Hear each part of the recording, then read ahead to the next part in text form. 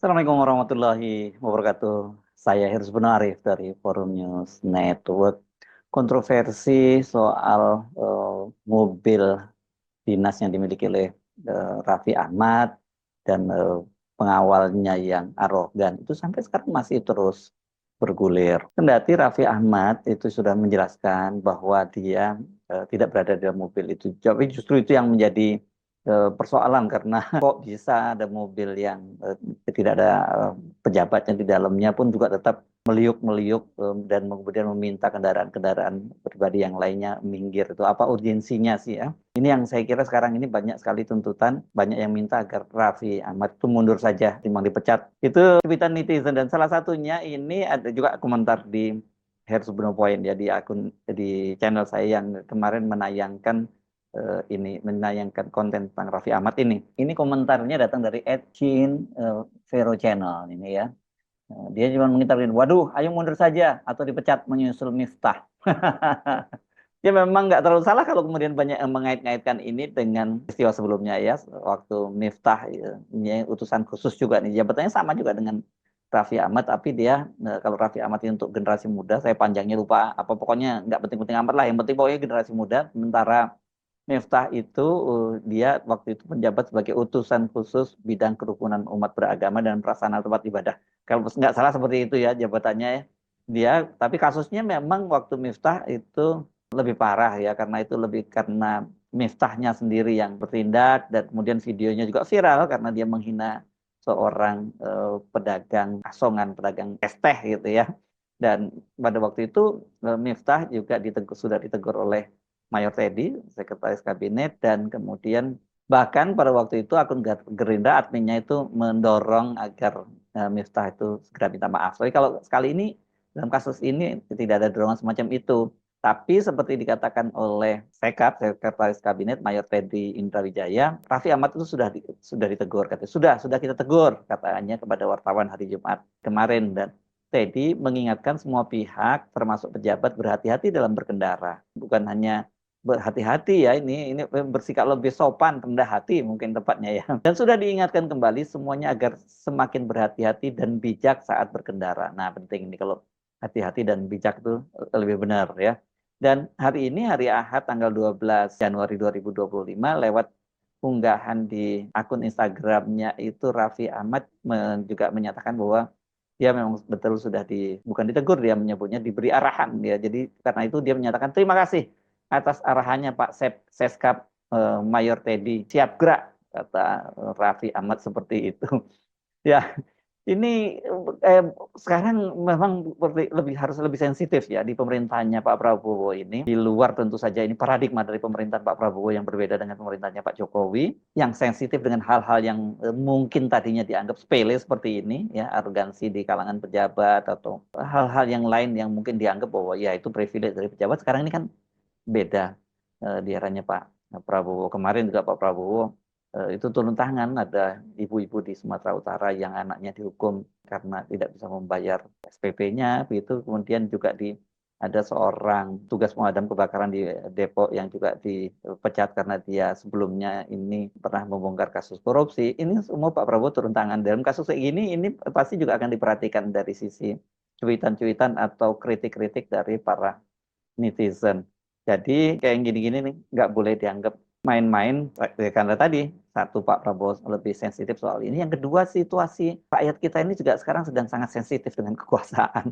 Walaupun sebenarnya ini kemarin-kemarin itu kemarahan publik kan dipicu oleh rencana kenaikan PPN 12%. Ini kok mereka itu sangat marah terhadap para pejabat negara yang seenaknya saja menaikkan pajak yang membebani rakyat, sementara mereka itu hidup enak-enakan, dan itu diperoleh dari fasilitas negara yang dibayar oleh pajak rakyat gitu. Walaupun itu dibatalkan ya, untuk kelas bawah yang ini atau kelas rakyat biasa, karena yang naik hanya PPN 12% untuk barang-barang mewah.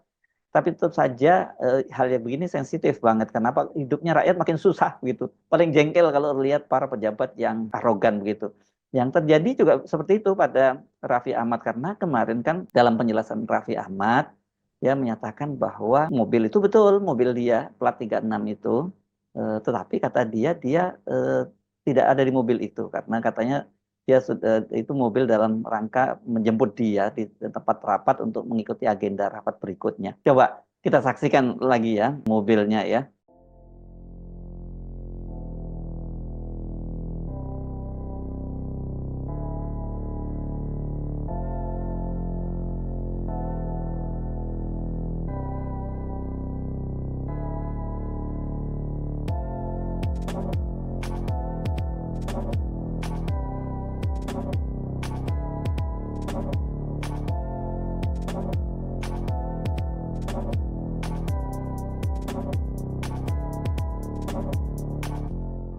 Coba kita lihat tadi ya, di situ kan mobilnya meliuk-liuk seperti itu. Jadi kesannya tergesa-gesa, ada agenda yang sangat penting begitu ya. Ternyata Raffi Ahmad menyatakan bahwa dia tidak ada di dalam mobil itu.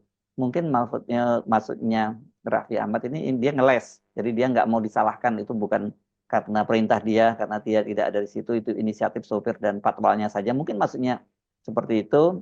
Tetapi justru karena penjelasan Raffi Ahmad itu jadi masalah baru lagi.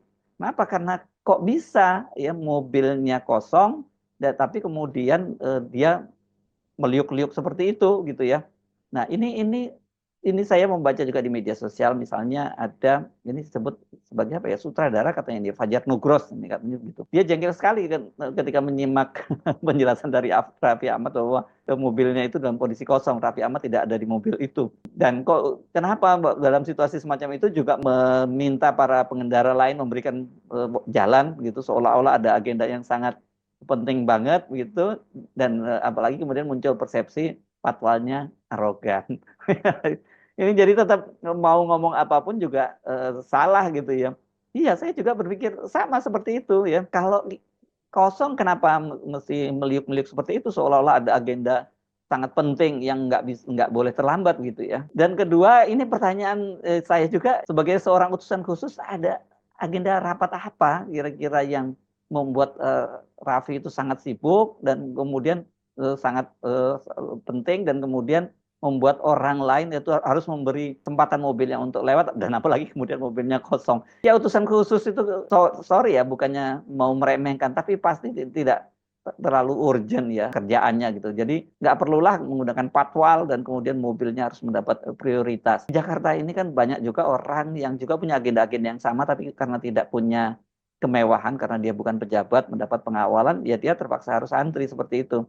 Dan belum lagi kan memang lalu lintas di Jakarta itu makin hari makin berat. Jadi sudah macet, bermacet-macet begitu, dan kemudian kalau ada mobil pejabat yang lewat itu mereka anggap itu sebagai sebuah, nggak usah bergaya seperti patwalnya tadi itu ya, mobil ada pejabat saja yang lewat gitu, itu kemudian dia meminta pengendara yang lain minggir, itu kan itu arogan banget gitu ya. Dan aturannya kan sangat jelas ya sebenarnya, kalau cuma mobil-mobil dinas biasa itu kan nggak perlulah kemudian minta para pengguna lain jalan lainnya itu minggir gitu. Apalagi tahu setelah itu mobilnya kosong. Dan mobilnya kosong aja bisa minta orang lain untuk minggir, apalagi kalau ada di dalamnya. Emang lu siapa ya kan gitu, kira-kira pertanyaan dari para warga terutama yang direpresentasikan oleh netizen itu. Nah, ini saya juga kemudian bertanya-tanya bagaimana aturannya ya kalau mobil itu dalam kondisi kosong gitu, apakah dia juga tetap berhak untuk mendapat pengawalan seperti itu dan juga bisa menggunakan plat dinasnya ini. Nah, saya juga membaca ini di komen di konten saya yang bahas soal Raffi itu, ini dari Mr. Nugi Satria 787. Nah, dan dia mengaku begini, dia sebagai pernah jadi ajudan, karena dia menulis seperti ini. Saya mantan ajudan menteri di era Presiden Gus Dur, maksudnya Gus Dur ya, Gus disebutnya itu ya. Bu Mega dan Pak SBY. Saya ingin berbagi pengetahuan tentang tata cara pemakaian plat nomor dinas pejabat seperti menteri dan lain-lainnya. Aturannya seperti ini, kalau mobil dinas tersebut dipakai oleh pejabat yang bersangkutan, pejabatnya ada di dalam mobil, maka dapat menggunakan nomor resmi yang kecil seperti B36. Tetapi kalau mobil tidak digunakan oleh pejabat yang bersangkutan atau mobil yang kosong, maka nomor kecilnya yang tadi itu B36 itu harus diganti dengan nomor besar seperti B titik titik titik BS atau nomor biasa. Itu memang ada sebelumnya itu kode untuk nomor pejabat atau RF atau apa begitu ya, atau BP, BD gitu yang ini kalau untuk angkatan untuk polisi dan untuk angkatan darat dan sebagainya.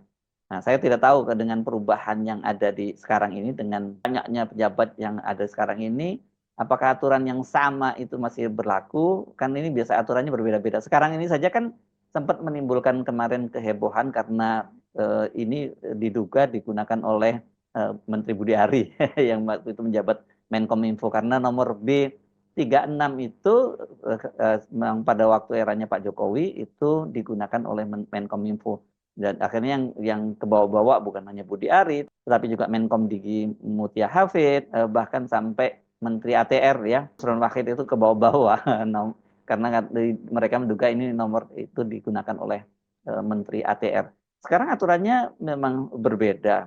Justru saya agak terkejut karena katanya ini aturannya itu mengacu pada Menko-nya begitu ya. Jadi misalnya kementerian apa di bawah kementerian Menko apa dan itu mengikuti kementerian Menko dan tinggal ditambahin. Kalau misalnya Menko-nya menggunakan B15 misalnya begitu, menterinya menggunakan B15(2) dan seterusnya begitu ya nomornya. Jadi memang berubah-ubah. Ini penting juga ini buat para netizen ya nanti untuk lebih mempelajari nomor-nomor para pejabat ini. Tapi memang banyak banget ya karena sekarang ini kan total di kabinetnya Pak Prabowo ini mulai dari Menko, Menteri, kemudian ada pejabat-pejabat setingkat menteri ya termasuk kepala badan gitu. Jadi total ada 109. Perlu menghafalkan itu atau nggak perlu menghafalkan tinggal diklik cari daftarnya. Jadi nanti kalau memberikan komentar nggak salah gitu ya supaya jangan menteri-menteri yang nggak salah itu jadi sasaran.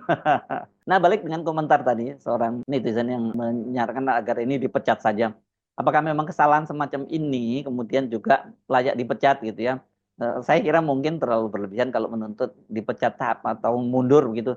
Tapi ini sebenarnya kan sejak awal orang juga melihat figur seperti Raffi Ahmad ini yang sebenarnya pendidikannya nggak jelas gitu, kemudian dipertanyakan kok dia tiba-tiba bisa jadi pejabat tinggi setingkat kementerian dan apalagi sebelumnya kan ada skandal dia mendapatkan gelar doktor yang doktornya itu abal ya, doktor honoris causa itu dari Bangkok katanya ini kampusnya nggak jelas. Dan tapi ini ternyata Raffi meskipun banyak dikritik oleh netizen dalam jabatan resminya dia tetap menggunakan gelar doktor honoris causanya itu gitu ya. Ya karena memang Raffi ini mungkin tingkat pendidikannya kalau sekelas SLTA gitu saja ya. Jadi karena kita tahu bahwa dia memperoleh gelar doktornya itu pada berapa waktu, mungkin sepekan atau 2 pekan sebelum pelantikan menjadi anggota kabinet. Ini mungkin untuk lebih mantap gitu ya karena dia punya gelar doktor, jadi dia layak untuk menjadi utusan khusus presiden. Yang soal begini ini saya kira mungkin mereka karena ya memang tidak punya pengalaman dia sebagai seorang pejabat, tidak ada pengalaman di birokrasi, dia cuma seorang artis, bukan cuma ya, dia seorang artis ya tepatnya ya, artis itu kan juga achievement tersendiri yang kita harus hormati juga gitu ya, kita apresiasi juga. Tapi memang berbeda ya, harusnya memang sebagai seorang artis, dia pasti di bidangnya dia mumpuni, dia profesional. Tapi untuk hal-hal yang berkaitan dengan publik, dia jelas tidak paham ya, ini buktinya mobilnya katanya mobilnya kosong tapi tetap menggunakan plat dan kemudian patwalnya juga jalan ngebut meliuk-liuk dan meminta pengendara mobil lainnya minggir sampai menegur seorang sopir mobilan ya ini mobil taksi mewah Alphard yang menghindari dua truk penambal jalan. Saya baru lihat lagi videonya ternyata dia menghindari itu dan hampir mengenai pengendara sebelahnya gitu. Dan kelihatannya sempat ribut dan itu yang membuat kalau versi dari kepolisian katanya itu dia menegur si sopir taksi itu karena dia ribut dengan pengendara di sebelahnya dan itu mengganggu lalu lintas gitu. Tapi kan kita hanya melihat dari videonya yang dia terlihat menunjuk-nunjuk dan kesannya sikapnya itu arogan gitu yang terjadi. Nah tentu dengan latar belakang Raffi semacam itu dan dia tidak punya pengalaman di pemerintahan, hal-hal yang sifatnya elementer tadi itu dia nggak paham ya, bisa menimbulkan konflik-konflik. Salah satunya seperti dimulai sekarang ini. Belum lagi kalau kita lihat ini mobilnya itu dipastikan bukan mobil dinas, yaitu mobil Raffi pribadi karena nggak mungkin ada mobil dinas utusan khusus itu menggunakan SUV bongsor dengan kelas mewah seperti Lexus itu ya. Ini adalah mobil pribadi, kelihatannya kita bisa hampir pastikan seperti itu, mobil pribadi yang dipasangi plat dinas. Nah itu juga perlu dipertanyakan aturannya apakah diperbolehkan. Saya tahu sih, bukan hanya Raffi sendiri, banyak beberapa pejabat lain yang menggunakan mobil yang super mewah gitu. Versi Alphard juga tapi Lexus itu. Saya nggak, ya Lexus juga tapi modelnya kayak seperti Alphard kan, Lexus ini kan kelas atasnya versinya Toyota begitu, yang dipasangi plat mobil dinas RI sekian begitu dan juga mendapat pengawalan dan ini mesti minggir, mereka memerintahkan untuk minggir gitu. Anda sendiri itu pasti punya pengalaman. Saya juga termasuk orang yang sangat jengkel ketika sedang enak-enaknya berkendara tiba-tiba mendengar sirine ada mobil patwal gitu, tapi yang lewat ternyata itu ya mobil pejabat saja gitu, padahal urgensinya apa? Apakah dia ngejar ada hal yang darurat banget? Saya kira kan tidak ya. Jadi sekali lagi kasus-kasus semacam ini kalau dibiarkan terus terjadi dan sangat mungkin ke depan juga akan terjadi hal-hal semacam ini akan semakin mengurangi kredibilitas dan kepercayaan publik terhadap pemerintah. Jadi nggak berlebihan juga kalau kemudian ada yang mengingatkan agar hal semacam ini jangan dianggap sepele dan hanya berupa teguran. Harus ada tindakan yang lebih keras lagi yang menunjukkan bahwa pemerintah memang serius dan paham bahwa kondisi masyarakat ini sekarang sedang susah dan hal-hal kecil yang mungkin mereka anggap itu bukan masalah bisa jadi persoalan besar. Saya Subhan Arif dari Forum News Network. Sampai jumpa lagi. Wassalamualaikum warahmatullahi wabarakatuh.